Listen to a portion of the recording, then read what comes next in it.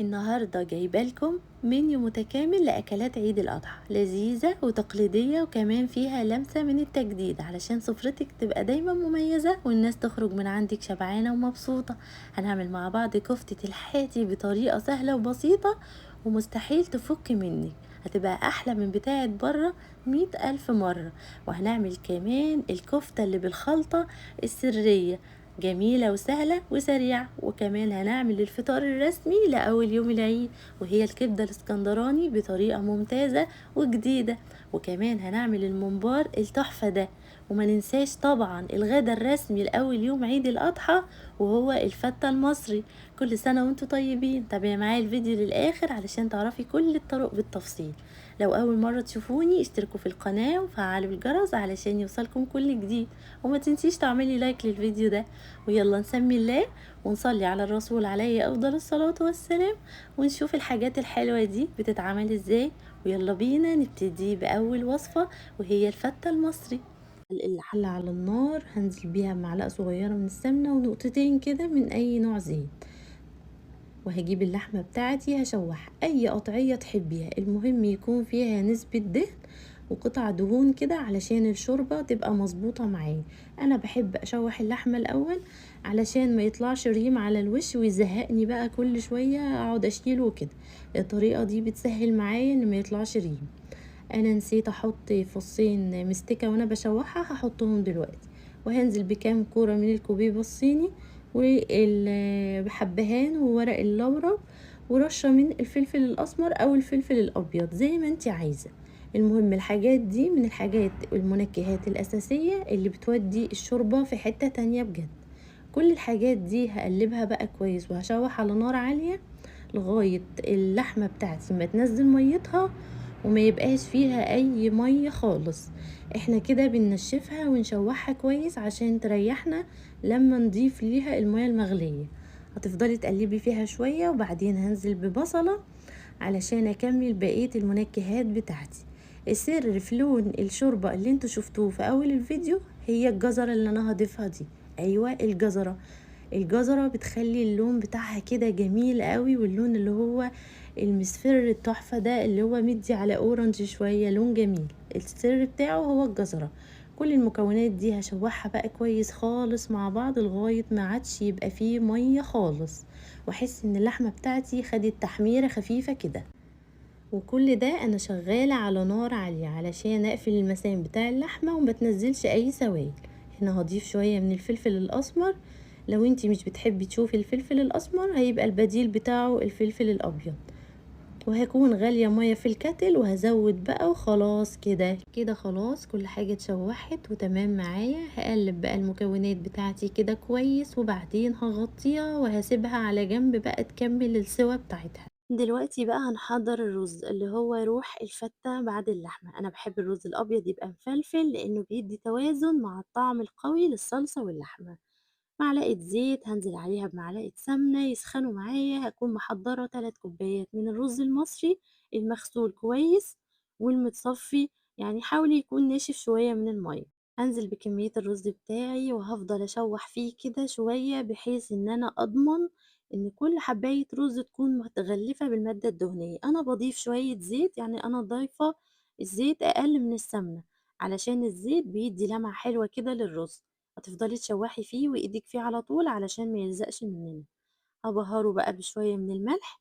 وهنزل انا مستخدمة 3 كوبايات من الرز، اضيف كوباية واحدة من الشوربة الجميلة اللي احنا عاملينها، شايفين ما شاء الله لونها عامل ازاي، وكوبايتين من المية.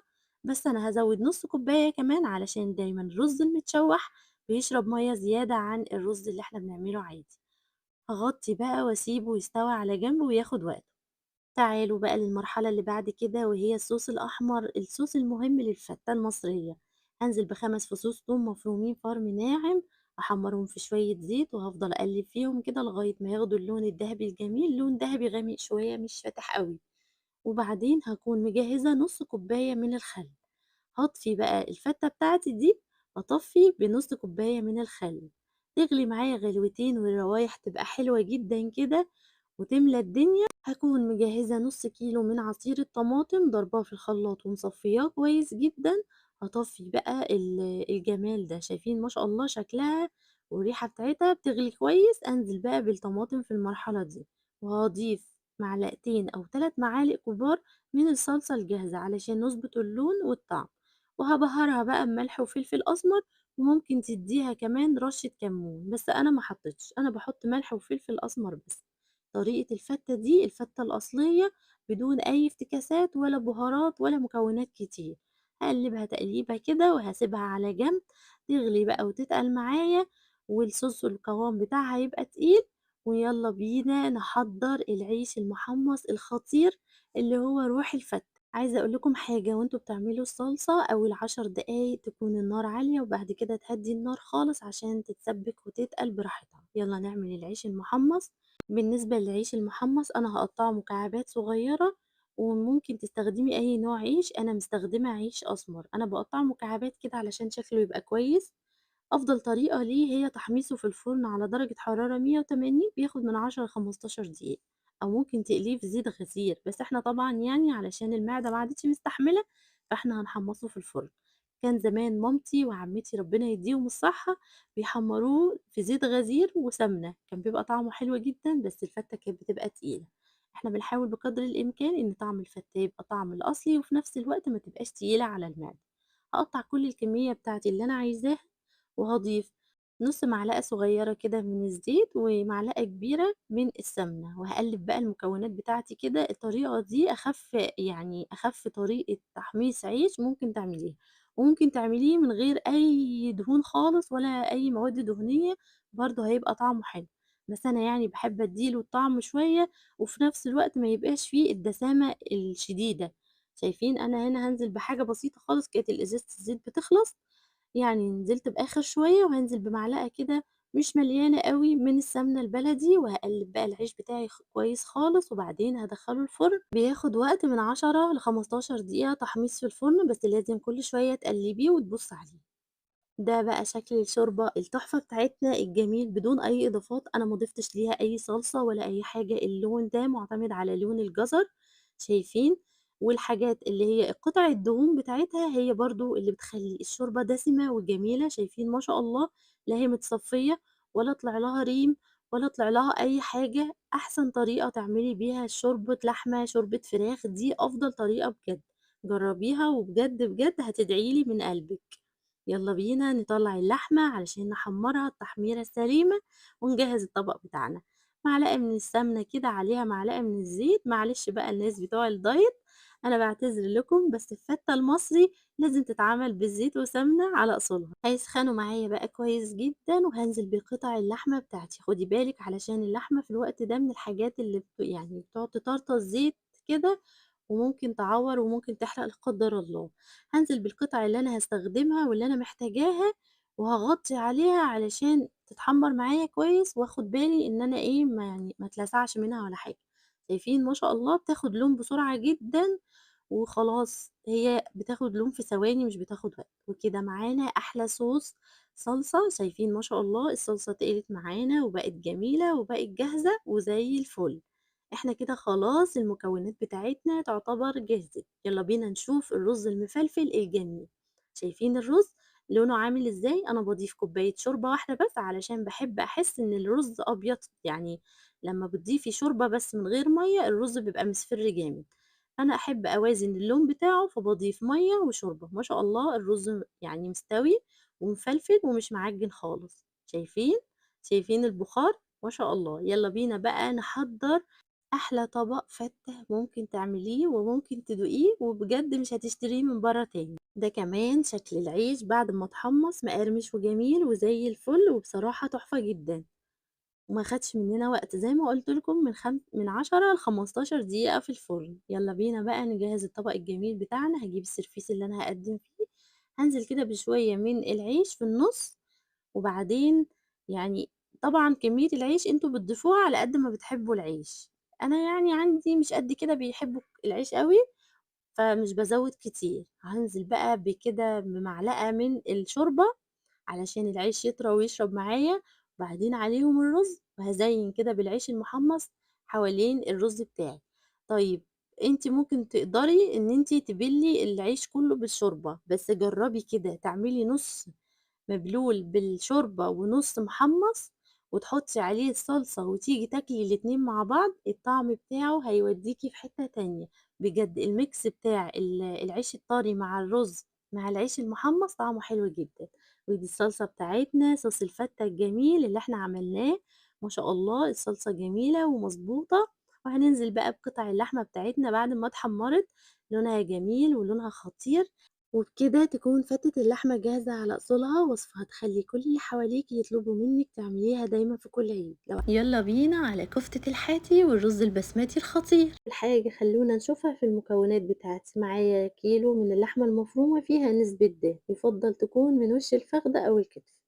ومعايا حوالي 100 جرام من اللي هي بتدي طعم حلو. اللحمة المفرومة بتاعتي أنا عطياها وشين بالكبة كمان عشان تبقى ناعمة كده والأنسجة بتاعتها ايه يعني باينة. هجيب بولة بقى وهنزل باللحمة المفرومة بتاعتي أول حاجة. هاضيف ليها شوية من البقدونس، يعني حوالي نص حزمة بقدونس، هاخد الورق بس اللي هاضيفه مش هاخد العيدان، وهنزل بيها شوية كده حوالي يعني كوباية صغيرة. وهكون جايبة بصلتين كبار بشراهم بشر ناعم، ومصفية البصل في مصفى، وهاخد التفل بس وهسيب المية على جنب. المَيّة من الحاجات اللي بتساعد إن الكفتة تفُك. ومعايا كيس من التوابل الجاهزة بتاعة الكفتة، تجيبيها من أي سوبر ماركت أو من عند العطار، بتدّي طعم حلو. وهانزل بقى بملح وفلفل أسمر وشوية من البهارات اللحمة. إيه بقى المكون السري اللي هيساعد على الطراوة؟ هننزل بمعلقة صغيرة من البيكنج باودر، ده بيخلّيها طرية كده وجميل. وإيه المكون السري اللي بيخلّيها ما تفُكِّش؟ معلقتين كبار من النشا. نشا، أيوه نشا. وهانزل بمعلقتين كمان من البقسماط. هافضل أعجن المكونات بتاعتي دي حوالي 10 دقايق. عايزة الكفتة تنجح معاكِ وتبقى حلوة ومتماسكة، لازم تاخد وقتها في العجن.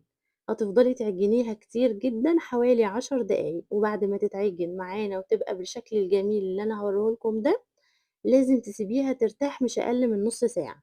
أنا هاسيبها في التلاجة، هاغطّيها وأسيبها في التلاجة نُص ساعة. ويالّا بينا نروح نعمل الرز البسمتي عما هي ترتاح. هنجيب بقى حلة على النار، هانزل بشوية كده من الزيت، حوالي معلقتين زيت كبار أو 3، هيسخنوا معايا. هاكون مجهزة بصلة مبشورة، بصلة مبشورة بالمبشرة كده أو بالكبة، المهم إن هي بشر ناعم. هادبّل البصلة دي كويس، يعني الحرارة هنا في الوقت ده هاوطّي بقى النار علشان البصلة ما تاخدش لون، أنا مش عايزاها تاخد لون. هانزل بالتوابل بتاعتي. أنا في الرز البسمتي باستخدم مكعب مرقة وواحدة لومي، وهانزل بقرنفل وحبهان وورق لورا. كل المنكهات دي بتدّي طعم حلو، وواحدة كمان من القرفة الخشب. وكمان هاضيف مكون تحفة بيدّي الرز البسمتي بينقله في حتّة تانية هاقول لكم عليه. تابعي بس معايا الفيديو، ولو لسه ما عملتيش لايك يالّا روحي اعملي لايك. من الحاجات اللي بتنقل الرز البسمتي في حتّة تانية إن أنتِ بتشوّحي التوابل مع البصل كده في الأول، بصراحة من الحاجات اللي بتعلّي التيست بتاع الرز البسمتي. هتفضلي تقلّبي كده لغاية الريحة ما تطلع، وهاحط نُص معلقة صغيرة من الكمون الحصى. الكمون الحصى من الحاجات الأساسية في الرز البسمتي، بيدّي طعم حلو كده مش بيبان وبيروح معانا. هانزل بقى بنُص معلقة صغيرة من بودرة الزعفران، أو ممكن تستعملي الكركم زي ما أنتِ عايزة، هو كده بناخد لون ما لوش طعم خالص. هاقلّب بقى كل الحاجات دي مع بعض خالص كويس جدًا، لغاية ما الروايح بتاعتها كده تطلع، وأحس إن التوابل اتحمّصت كويس. هاضيف بقى شوية فلفل أسود كمان. وآخر مكون أنا باضيفه اللي هو قبل ما أضيف المَيّة على طول، هاضيف معلقة صغيرة من الكاري. أنا باحب بصراحة الرز البسمتي يكون فيه طعم كاري، فباضيف المعلقة دي، يعني باضيف معلقة صغيرة. بس الكاري من الحاجات اللي لو اتشوحت كتير بيمرّر، يا دوب هو هاقلّب مرتين ريحته تطلع هانزل بالمَيّة بتاعتي على طول. طبعًا زي ما إحنا عارفين كوباية الرز البسمتي ليها كوبايتين من المَيّة، أنا اليوم ده عاملة كوبايتين ونُص، فهانزل ب5 كوبايات من المَيّة. أسيب بقى كل الحاجات دي تغلي مع بعضها كويس جدًا، وأكون غاسلة الرز على جنب ومصفياه. ولمّا المَيّة تغلي هانزل بقى بالرز بتاعي. خلاص المَيّة كده غلت، أنا الرز مجهزاه هانزل بيه كده وخلاص، مش بياخد وقت في التسوية.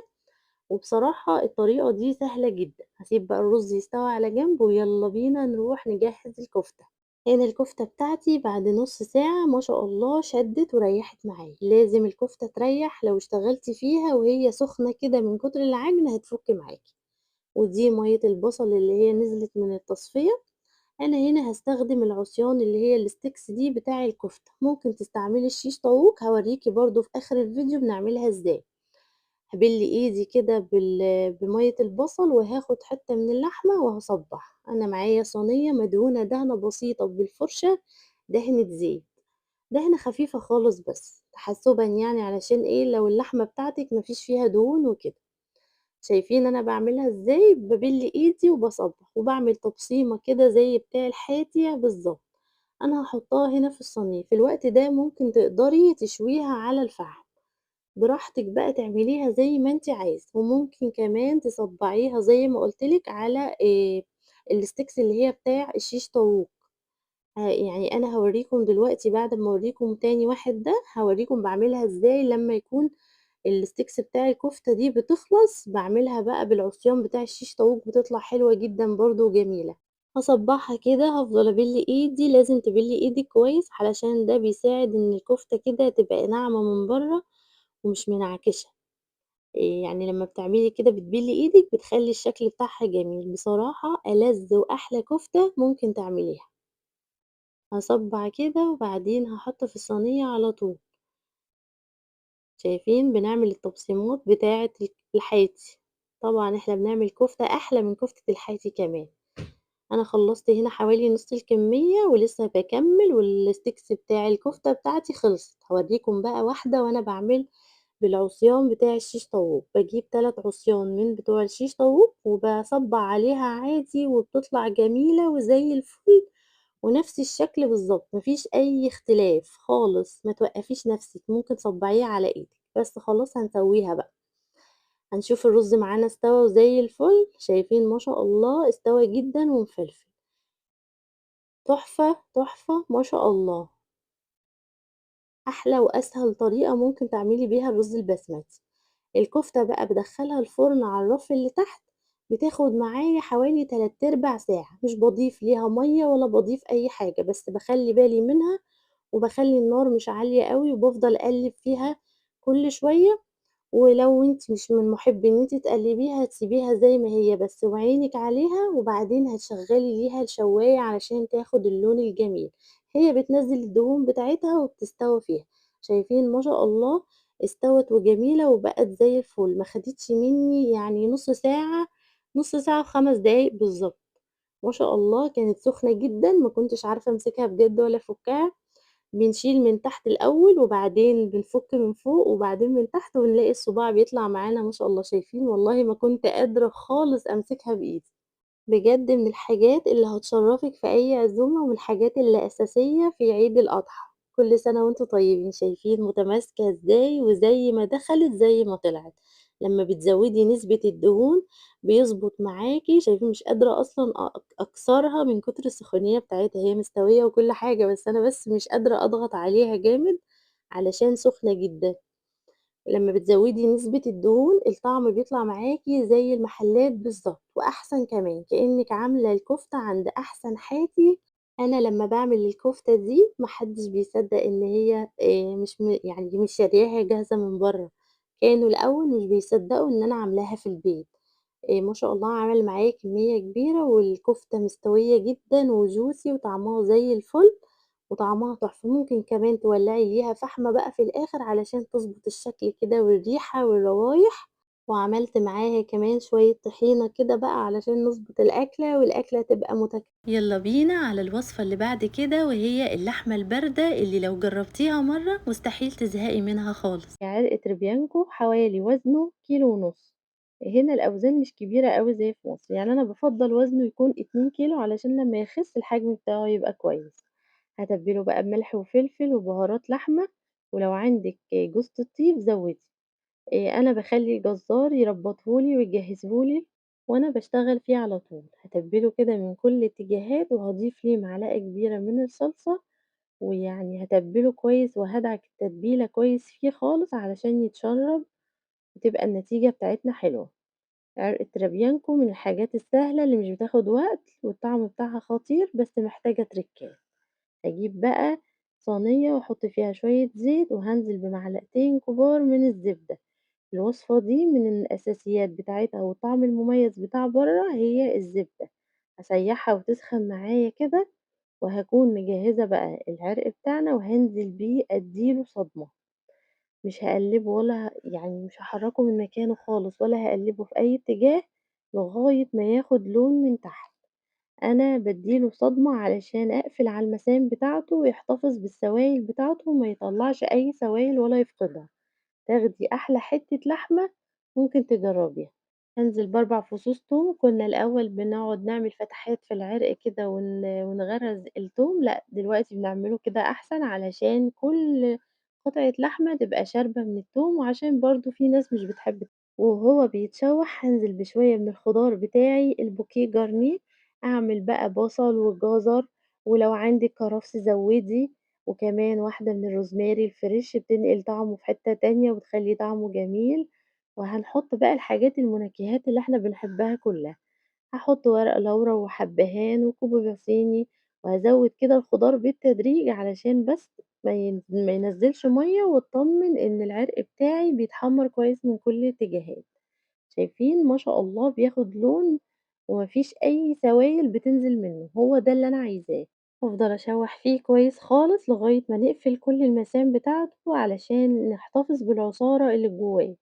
أول ما يتحمّر من اتجاه يعني من جنب تقلبيه على الجنب التاني على طول، هو مش بياخد وقت في المرحلة دي بياخد لون بسرعة طالما إحنا شغالين على نار عالية والدنيا تمام. هو كده ما شاء الله أخد لون من جميع الاتجاهات. أنا برضه مقطّعة طماطم وجزر كمان وبصل هاضيفه في الآخر بس أمّا إيه، ياخد لون.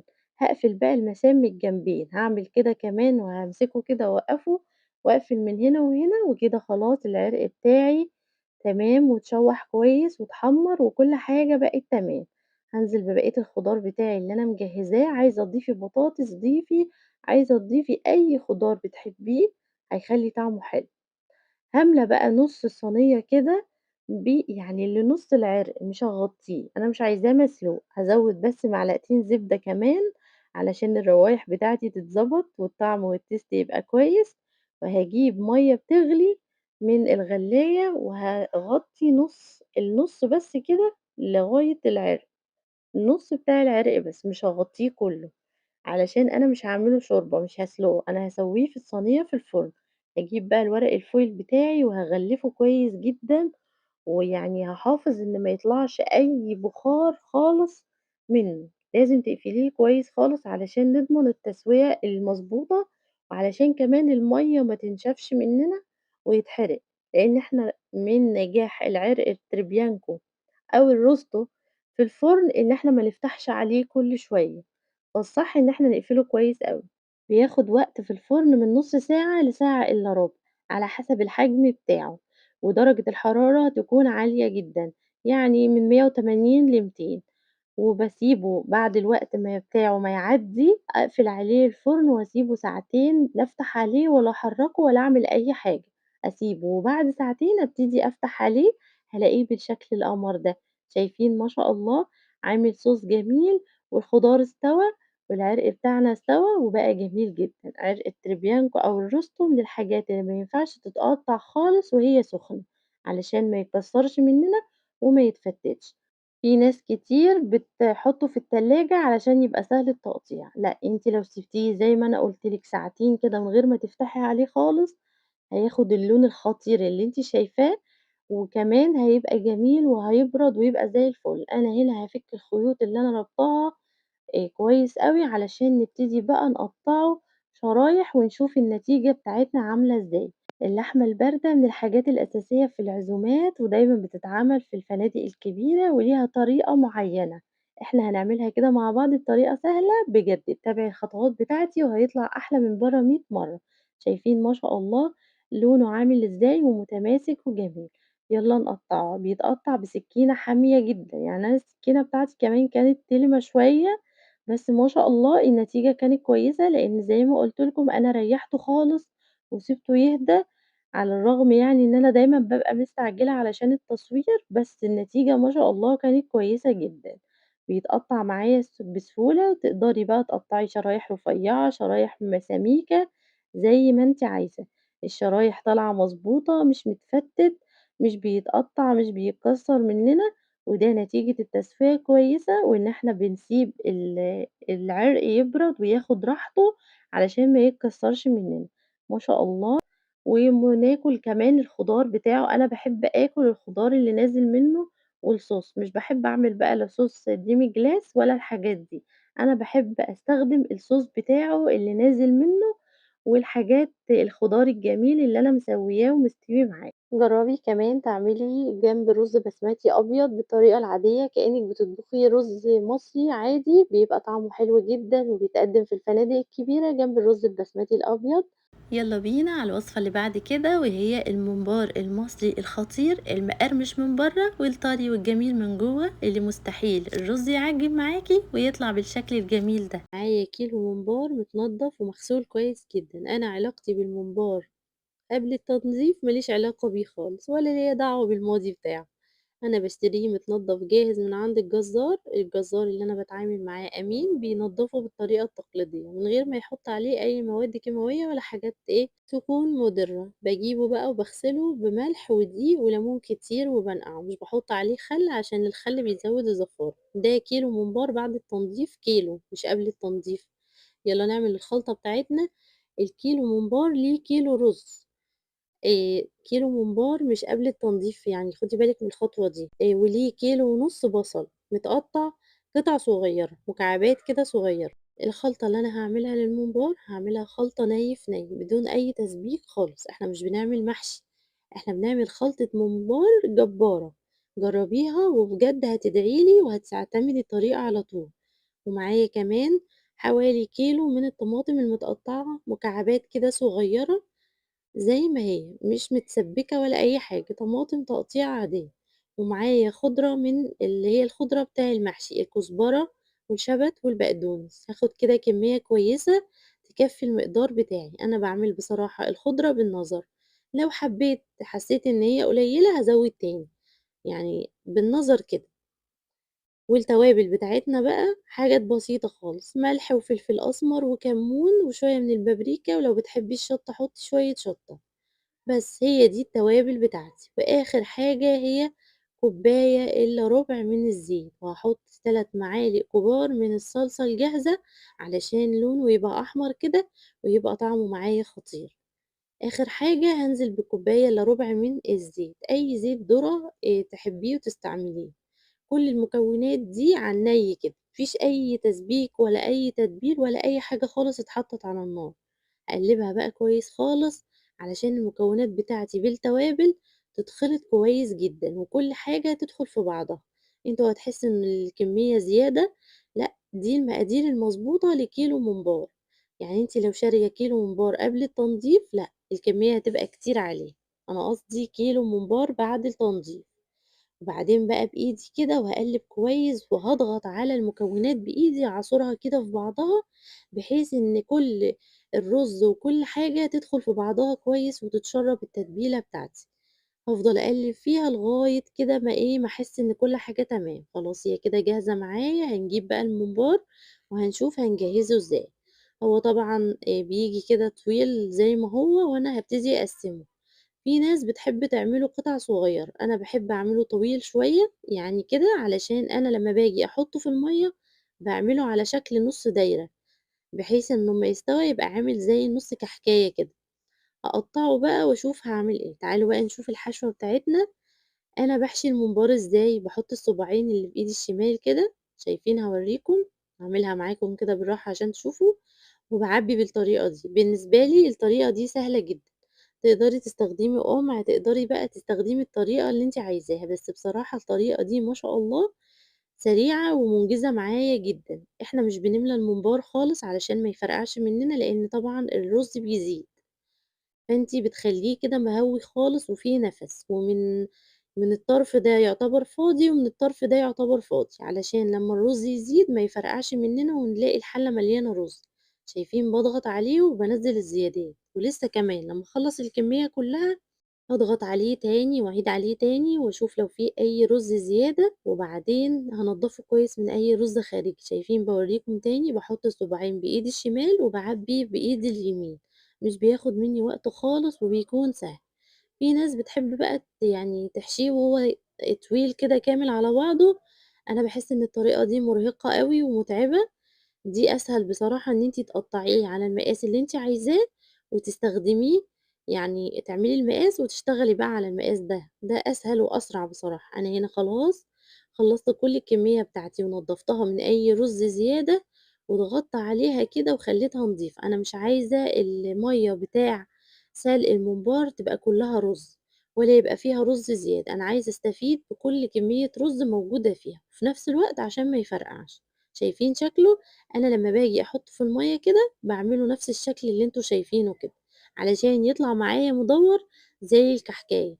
تقدري بقى تعملي الشكل اللي أنتِ عايزاه، حلة على النار بقى فيها مَيّة سخنة قبل الغليان، هانزل فيها ببصلة وورق لورا وحبهان وملح وفلفل أسمر، وهانزل بوحدات الممبار بتاعتي بالشكل اللي أنتم شايفينه ده.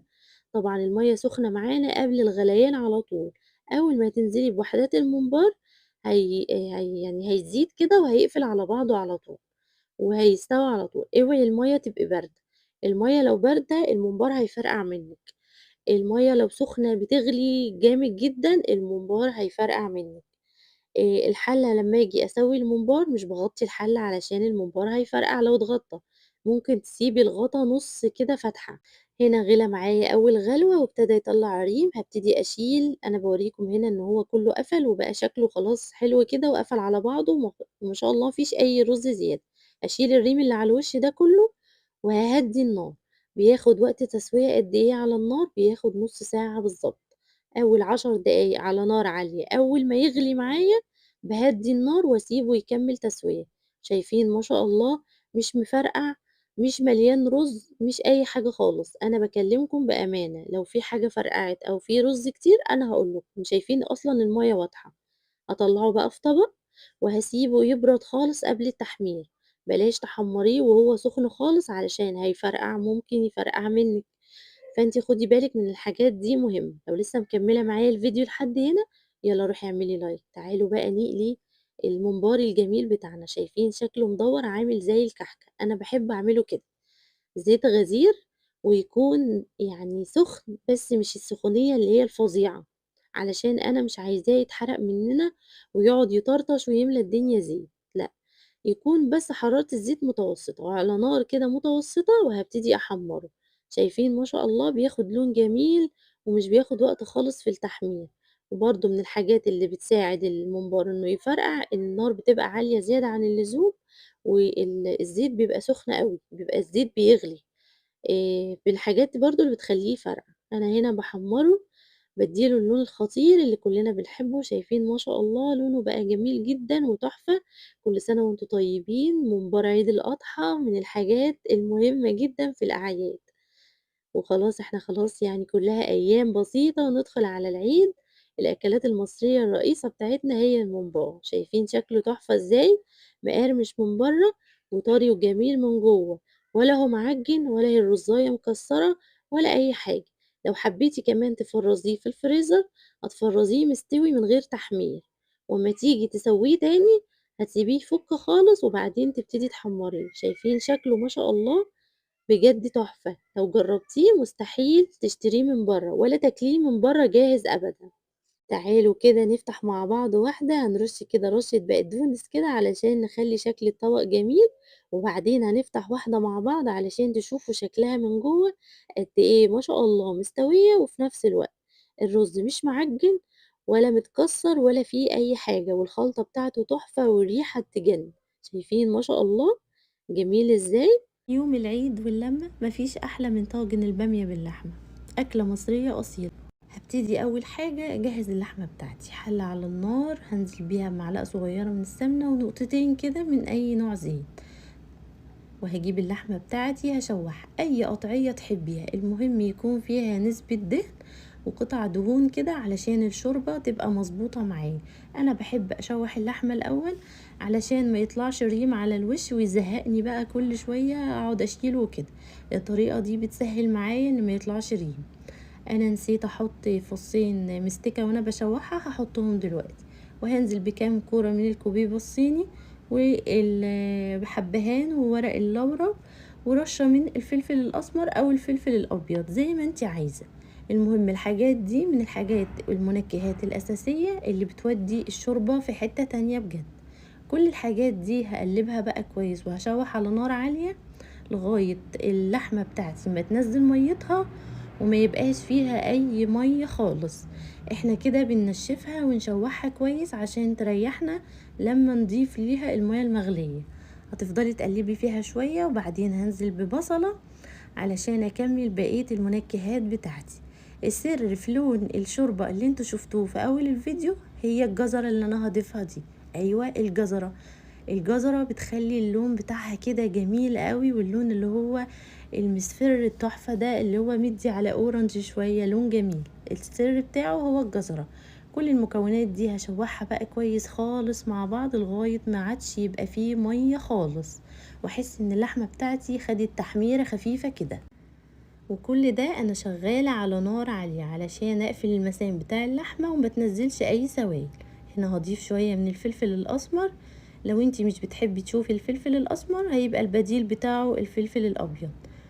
وهكون غالية مية في الكتل وهزود بقى وخلاص كده خلاص كل حاجة اتشوحت وتمام معايا. هقلب بقى المكونات بتاعتي كده كويس وبعدين هغطيها وهسيبها على جنب بقى تكمل السوا بتاعتها.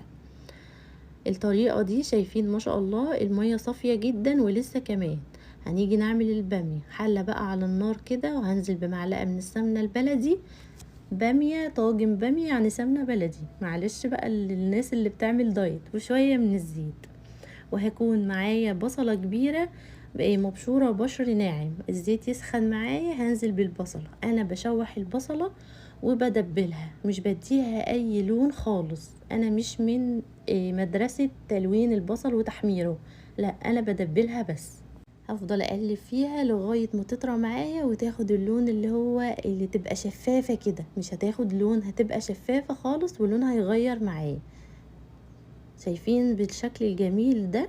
بس ايدك تبقى طول الوقت فيها يعني علشان البصلة ما تتحرقش. البصلة لو اتحرقت بتغير الطعم. هنزل كده بنص معلقة صغيرة من الفلفل الاسمر وهكمل تقليب معايا لغاية اللون ما يتغير. هوريكم دلوقتي الشكل اللي انا اقصده للبصلة. مفيش فيها اي لون نهائي خالص. انا بدبلها وبخليها شفافة.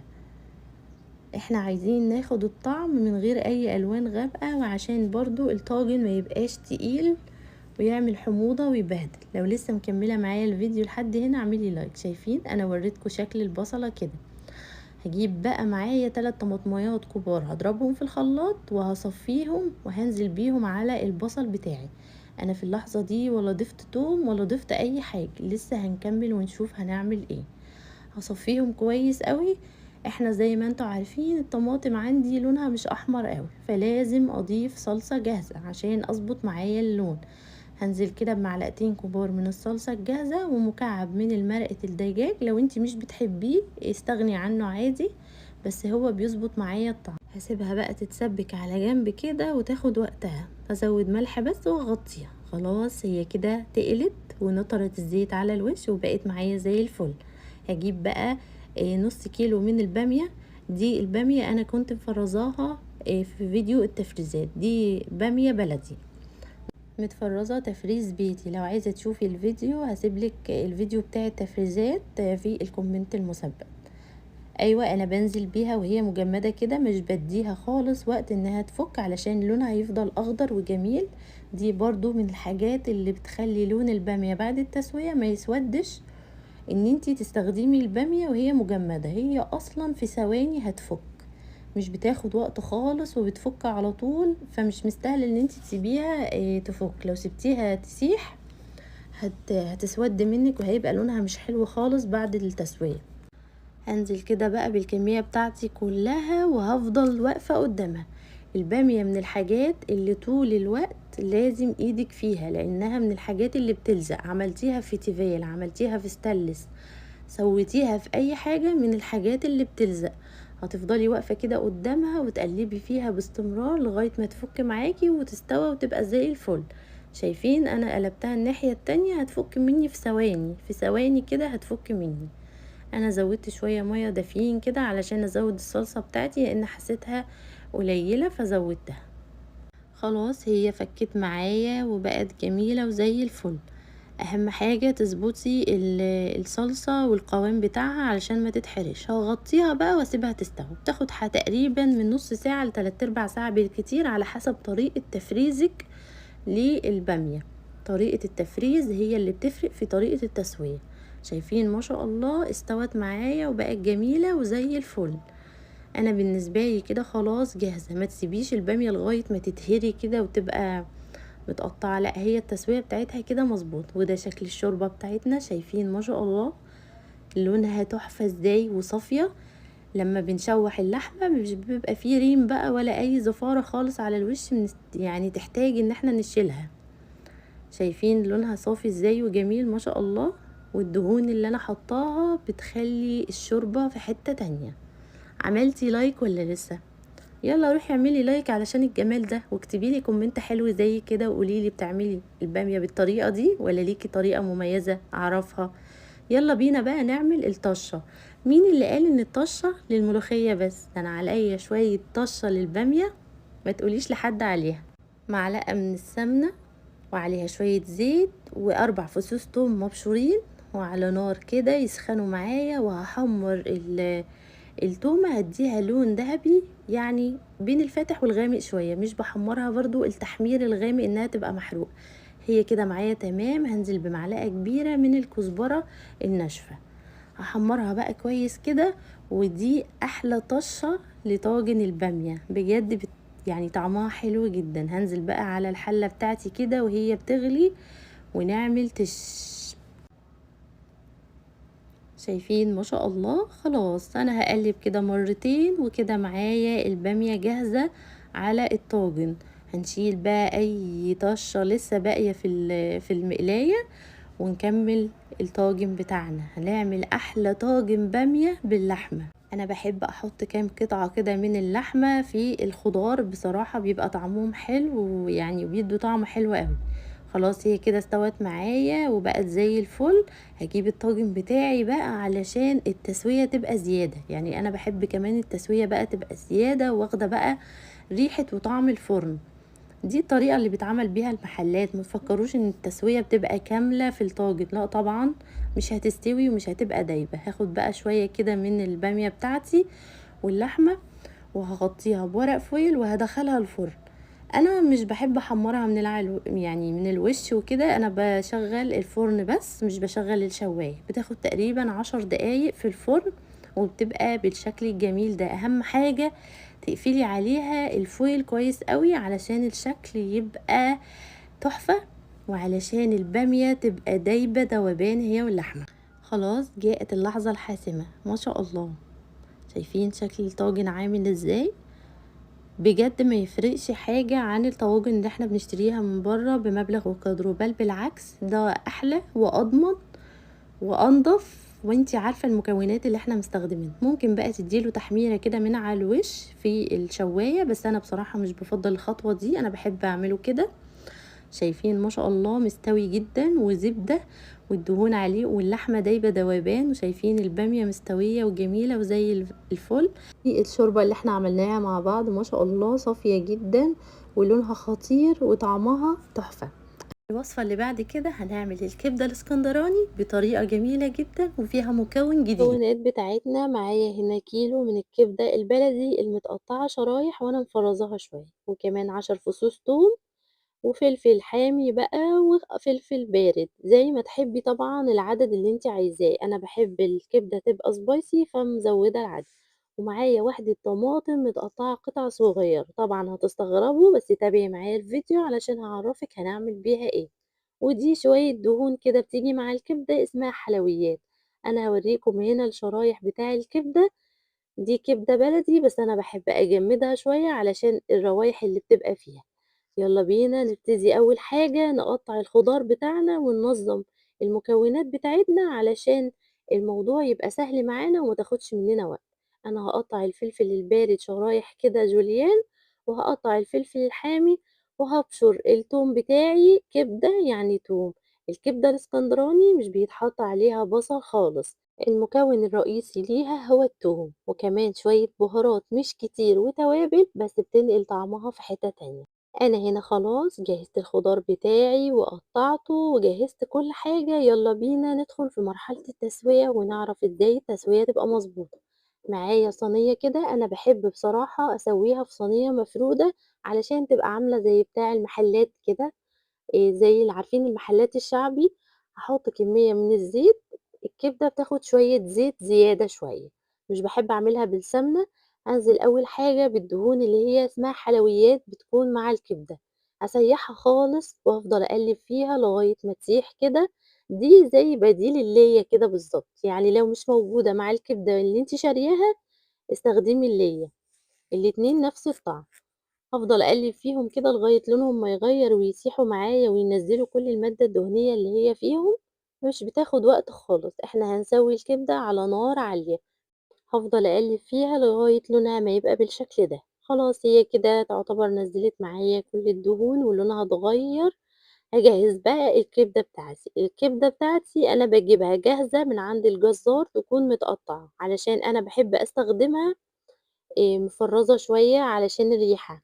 أنا باعمل إيه، أنا باحُط الكبدة هتشوفوني حاطاها في مصفى لإن أنا ادّيتها شطفة واحدة تحت الحنفية. أول ما يعني تشطفيها بالمَيّة ممنوع خالص إن أنتِ تمسكيها بإيدِك، لو مسكتيها بإيدِك هتعمل زفارة وهتعمل ريحة مش حلوة. فأول ما تحطيها في المصفى وتحطي عليها شطفة مَيّة بسيطة خلاص، هي الكبدة بتاعتي متفرّزة نُص تفريز. أنا باحب أعملها كده بصراحة علشان باحس اللي هي بتبقى طازة أوي، ليها ريحة كده مش مستحبة. الكبدة ما بتتنقعش، الكبدة ما بتتبّلش، الكبدة مش بيتحط عليها لبن، كل الحاجات دي بتغيّر من طعمها وأصلًا مش صح. إنما الطريقة دي الطريقة الأصلية من أشهر حد بيعمل كبدة في إسكندرية. شايفين أنا باحطها كده في نُص الصينية ومش باقلّبها خالص لغاية ما تبتدي تفُك معايا ولونها يتغيّر. في الخطوة دي أنا ما حطيتش أي حاجة ولا توابل ولا أي حاجة، أول ما لونها يتغيّر هابتدي بقى أشوف هاعمل إيه. هنا مش بتاخد وقت على النار، بتفِك على طول، هاقلّب بقى فيها، هابتدي أقلّب علشان لونها ياخد اللون البني الفاتح الجميل ده. أنا في المرحلة دي مش حاطة أي حاجة، هي الكبدة والحلويات اللي موجودة على نار عالية. أول ما لونها يتغير معايا خالص طبعًا هاكون باشرة 10 فصوص توم وهانزل بيهم أول حاجة على الكبدة. أيوه لازم التوم يبقى ني، ما ينفعش إن إحنا نحمّر التوم، تحمير التوم بيقلب معانا بطعم مختلف خالص. التوم بتاع الكبدة لازم يكون توم ني. هاقلِّب كده لغاية التوم بتاعي ما يختفي. أول ما يختفي هابتدي بقى أبهّر بالبهارات بتاعتي. أنا مش من مُحبّين البهارات الزيادة، يعني باحب أحس بطعم الأكلة الأصلي. هانزل بملح وفلفل أسمر ومعلقة صغيّرة من الكزبرة الناشفة وبس، يعني ما فيش أكتر من كده. أنا مُعتمدة على التوم والملح والفلفل والكزبرة الناشفة بس. مش باحب بصراحة أزوّد في البهارات وأحط حاجات كتير ما لهاش لازمة، برّه مش بيحطّوا البهارات دي، وشوية ملح كده وخلاص. هانزل بقى بالطماطماية المتقطّعة صغيّرة بتاعتي، الطماطماية دي بجد بتنقل الطعم في حتّة تانية. أولًا بتشيل أي ريحة زفارة من الكبدة خالص، ثانيًا بتختفي ومستحيل تشوفيها بعد التسوية. أنا كل ده شغّالة على نار عالية علشان الكبدة بتاعتي ما تنزّلش مَيّة كتير، دي الدهون بتاعتها. آخر خطوة بالنسبة لي هي الفلفل الأخضر البارد والحامي، دي آخر خطوة بانزل بيها. الكبدة مش بتاخد 10 دقايق على البوتاجاز في التسوية، ما تزوّديش التسوية بتاعتها علشان ما تعضّمش منِّك كده وتشد وتبقى عاملة زي الكاوتش. الكبدة مش بيتحط لها مَيّة، مش بيتحط لها أي حاجة، هي بتستوى في الدهون بتاعتها وفي المادة الدهنية اللي إحنا حاطينها. أنا باحب بصراحة أخلّي يعني الفلفل يبقى طري شوية، فباوطّي النار في المرحلة دي وأروح بقى نعمل الطحينة لغاية الفلفل ما يدبل معانا شوية.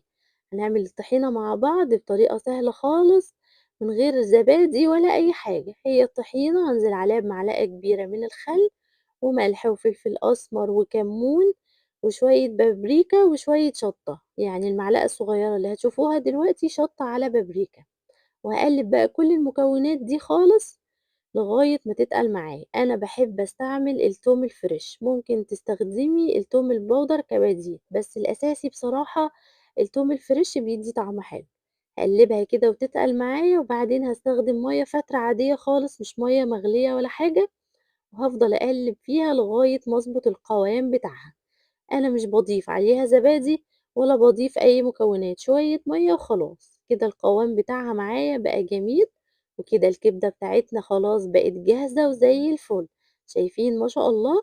أنا باحب أسيب فيها كده شوية صوص كده جميل علشان بيدّيها طعم حلو.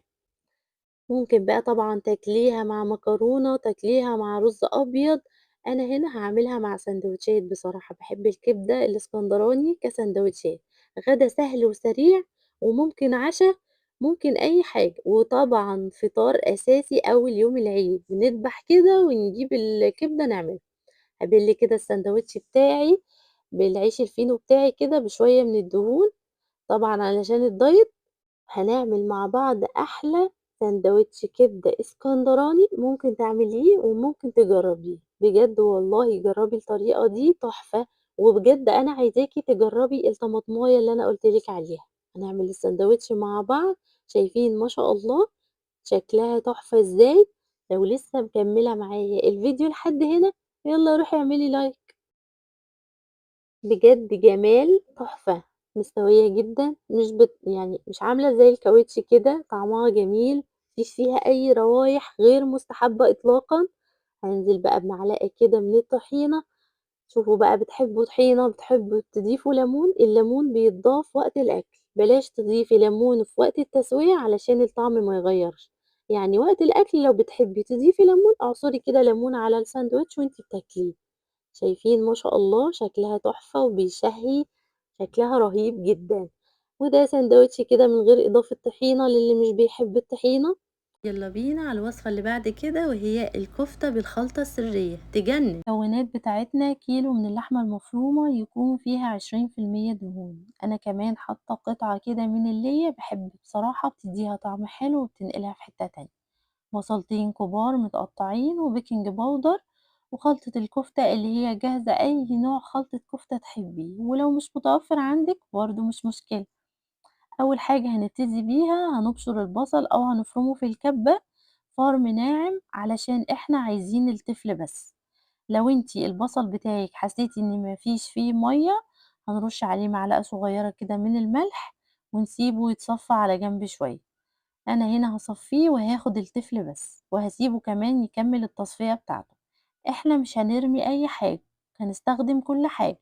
معايا ملح وفلفل أسمر، هانزل بيهم كده على الكفتة بتاعتي، ومعلقة صغيرة من البيكنج باودر، وخلطة الكفتة هاستخدم كيس واحد، هو الكيس للكيلو، أي نوع تفضّليه. أنا أحيانًا كتير مش بيكون عندي، باحط مكانه بقسماط وشوية من البهارات. وهناخد بقى التفل بتاعنا بعد ما اتصفى كويس وما عادش فيه أي مَيّة، وهنعجن كل المكونات دي وهنخلطها كويس جدًا. لازم تعجنيها كويس أوي علشان يعني كل حاجة تختلط كويس. الكفتة اللي أنا باعملها بالخلطة دي مش بادّيها وِش تاني بالكبة زي الكفتة المشوية، لأ أنا باشتغل فيها كده على طول.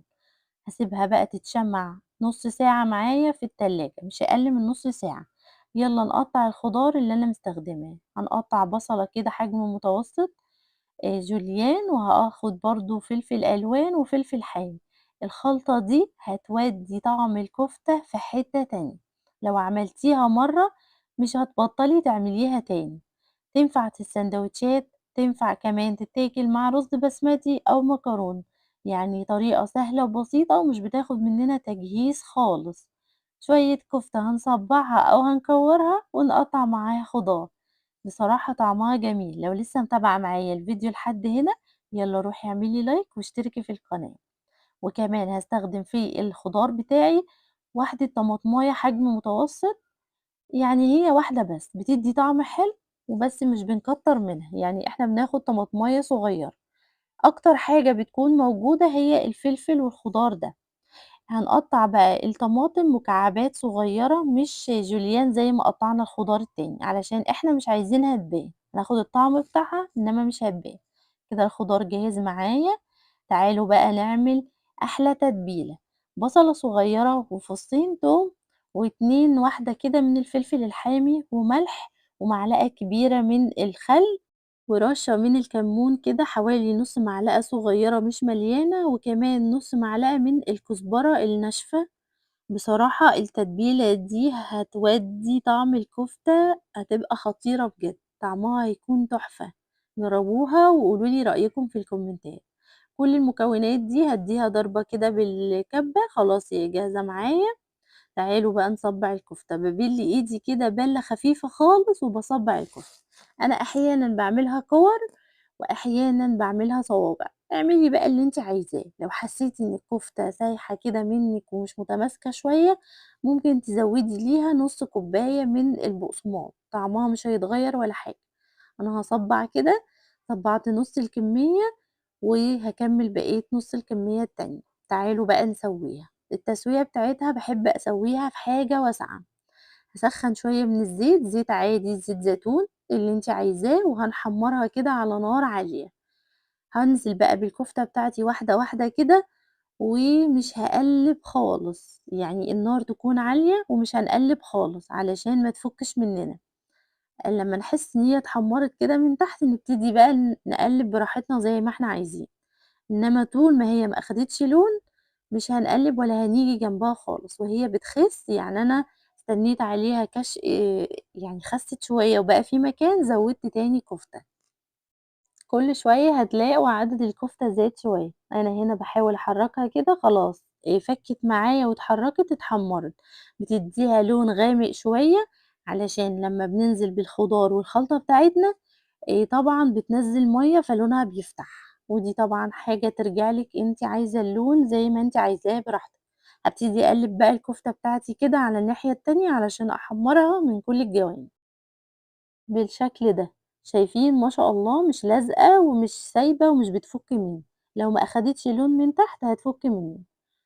أنا خلاص هنا باقلّب بقى باشوف بقى يعني الأجزاء اللي لسه. أنا بادّيها لون على الجنبين بصراحة مش بادّيها الألوان كلّها. هانزل بقى بالخضار بتاعي كلّه مرّة واحدة، البصل والفلفل والطماطم وكل حاجة.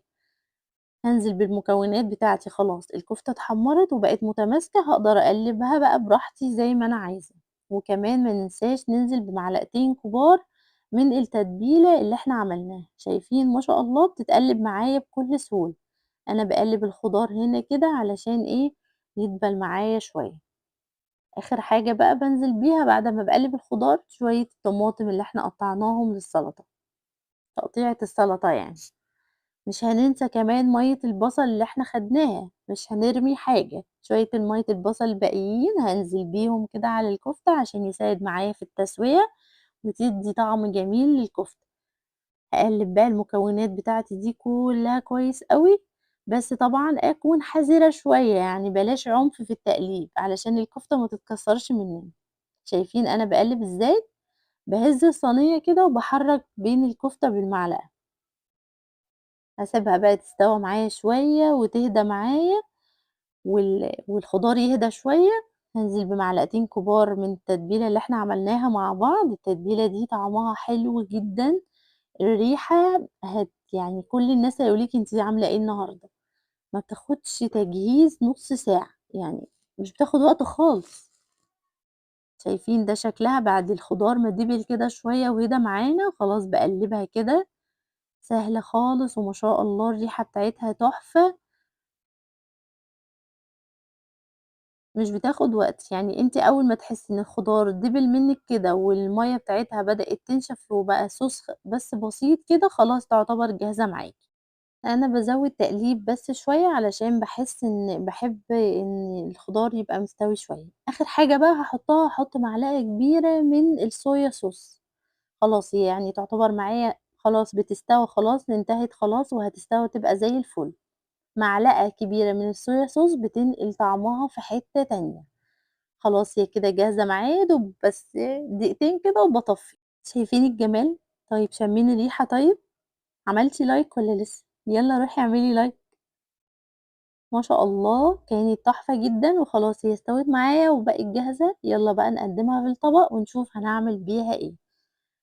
شايفين ما شاء الله ده الصوص اللي هو بيكون معاها، مش مَيّة ولا حاجة، ده الصوص بتاعها، تحفة جدًا مش بتاخد وقت مننا ولا بتاخد تجهيز ولا أي حاجة، تقدري تتحكمي في درجة التحمير، تقدري تتحكمي في لون الكفتة زي ما أنتِ عايزة، في كمان التسوية بتاع الخضار لو في ناس كده بتحب الخضار يكون فيه قرشة بسيطة، دي حاجة ترجع لِك، غدا سهل، عشا سهل، زي ما تحبي.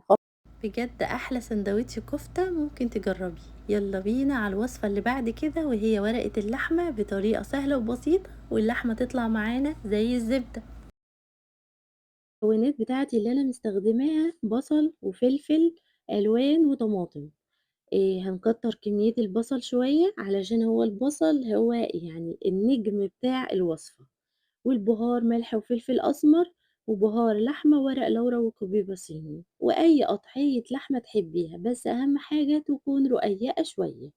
أقطع أول حاجة البصل بتاعي قطع شرايح يعني تكون رفيعة شوية، إنما بقية الخضار هنقطعه بسمك متوسط. الأكلة دي بتاخد كمية بصل كده محترمة عشان البصل هو البطل. هاجيب بقى بولة وأحط فيها البصل بتاعي وهافككه كده من بعضه وهانزل عليه بالبهارات. البصل هو الحاجة الوحيدة اللي بتتبل في الموضوع ده، بافككه كده وهانزل بالبهارات بتاعتي الصحيحة والبهارات اللي هي مطحونة. هامسك كده البصل وادعكه كويس جدًا بإيدي علشان يشرب من التتبيلة، وكمان هانزل ب3 فصوص توم مبشورين. التوم هيخلّي كده ريحة مش هتتخيليها بجد، ريحة التتبيلة خطيرة بجد تفتح النِفس، بجد بتفكّرني بذكريات زمان وذكريات حلوة جدًا. هاقلّب بقى كل المكونات بتاعتي وهانزل باللحمة واتبّلها كويس. شايفين القطعية بتاعتي مش رقيقة أوي ومش سميكة أوي. أتبّل اللحمة مع البصل كويس جدًا وهاسيبها على جنب وأروح أقطّع بقية الخضار بتاعي. شايفين أنا باقطّع الفلفل حجم متوسط، يعني بلاش تقطّعيه رفيّع أوي عشان طبعًا اللحمة بتاخد وقت في التسوية، عشان إحنا عايزين الخضار بتاعنا يبقى مستوي بس ما يختفيش، يبقى دايب كده وحلو بس ما يختفيش، يبقى موجود نبقى شايفينه. أقطّعه كده تقطيعة متوسطة. أنا هنا مستخدمة فلفل ألوان، وكمان هاقطّع الطماطم بحجم متوسط شرايح كده متوسطة معايا. الطماطم من الحاجات الجميلة أوي اللي بتدّي طعم حلو لورقة اللحمة، يعني في ناس مش بتحب بصراحة الطماطم مش عارفة ليه، بس هي ما بتتحطّش مضروبة، هي لازم تتقطّع شرايح، ما ينفعش محطوطة يعني كعصير لأ، هتتقطّع شرايح كده. أخلّص الكمية بتاعتي، أنا مستخدمة حوالي 3 طماطمايات بس على قد الكمية اللي أنا مستعملاها، هو أكتر حاجة في الموضوع هو البصل. يالّا بقى نجهّز إحنا هنعمل إيه. جِبت الصاجة بتاعتي وحطيت عليها فويل وهاجيب ورقة زبدة وهانزل عليها بشوية من اللحمة وشوية كده من الخضار بتاعي، وبعدين هاكمّل بقية شوية من اللحمة بتاعتي. أنا باحب أعملها طبقات، أنتِ ممكن تقلّبيهم كلّهم في بعض عادي برضه ما فيش مشكلة. أنا بس علشان باعملها في الصاجة بتاع الفرن مفرودة، فأنا باحب أعملها طبقات كده علشان يكون الخضار والتتبيلة واللحمة متوزعين كده متساويين ومفرودين كويس قدّام. لو لسه مكملة معايا الفيديو لحد هنا، يالّا روحي اعملي لايك واشتركي في القناة واكتبي لي كومنت حلو كده زيِّك. آخر حاجة بقى هاحطها، هاحط معلقتين كبار كده من السمنة وشوية صغيرين كده من الزيت. هاركن بقى الكلام ده كله على جنب وهابتدي أقطّع حاجة. آخر حاجة هي معايا البطاطس. البطاطس يكون الحجم بتاعها متوسط، أنتم عارفين إن اللحمة بتاخد وقت في التسوية والبطاطس مش بتستحمل. زي ما قُلت لكم التقطيع بتاع الخضار يكون متوسط علشان نشوفه ونحس بطعمه ويستوى ويكون باين كده قدّامنا. أقطّع الكمية اللي أنتم عايزينها بقى، أنا مقطّعة 3 وحدات من البطاطس وبس، هارصهم كده في الصينية وهاقفّل بقى كويس جدًا. إحنا عايزين الصينية دي تتقفّل يعني يعني شُفتوا لفة هدايا، نقفلها لفة هدايا. أجيب ورقة تانية من الزبدة وبعدين هاقفلها بالفويل كويس، مش عايزة يدخلها أي هوا ولا أي نقطة بخار واحدة بس تطلع من الصينية بتاعتي، علشان ناخد نتيجة كويسة. بتاخد وقت في الفرن قد إيه؟ من ساعة لساعة ونص على درجة حرارة 160، ولو 160 عالية عندِك قلّلي.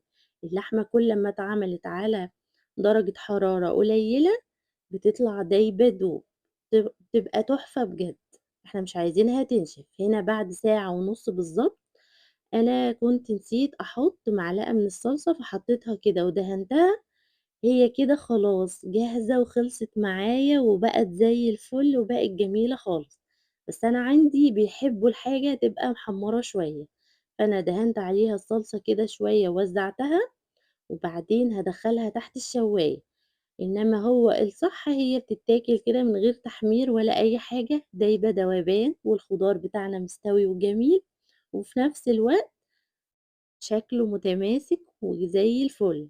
هنا خلاص كانت خدت مننا لون كده في الشواية وبقت جاهزة معانا وبقت جميلة. بجد أحلى ورقة لحمة هتعمليها. خلاص كل سنة وانتم طيبين، العيد الأضحى على الأبواب. خدي مني أفكار هتنفعك جدا في العزومات. شايفين أنا بحاول أمسكها بإيدي سخنة جدا، والله اللحمة كانت بتتقطع كده لوحدها، مش مستحملة خالص، دايبة دوبان وزبدة بمعنى الكلمة. وكمان البطاطس بتاعتنا مستوية وزي الفل. بُصّي معايا كده بجد، شايفين العصارة اللي نازلة منها والصوص الجميل، شايفين اللون؟ ما فيش أحلى ولا أجدع من كده ورقة لحمة ممكن تقدّميها جنب رز بشعرية أو عيش بلدي أو رز أبيض وشوية سلطة. أسهل وأحلى غدا مصري أصيل ممكن تعمليه. بجد من أحلى الوصفات المقربة لقلبي. مش بتاخد وقت خالص ومش بتاخد مننا أي مجهود خالص، شوية مكونات بنخلطها مع بعض في بولة وفي صينية واحدة وعلى الفرن على طول. احنا كده خلصنا فيديو النهاردة، يا رب الفيديو يكون عجبكم. هستنى رأيكم في الكومنتات، وما تنسوش تعملوا لايك وتشتركوا في القناة وتفعلوا الجرس علشان يوصلكم كل جديد. وكل سنة وانتم طيبين بمناسبة عيد الأضحى. يا رب كده كل أيامنا أعياد، وربنا يكتب لنا الحج جميعا. أشوفكم على خير مع فيديو جديد ووصفة جديدة. مع السلامة.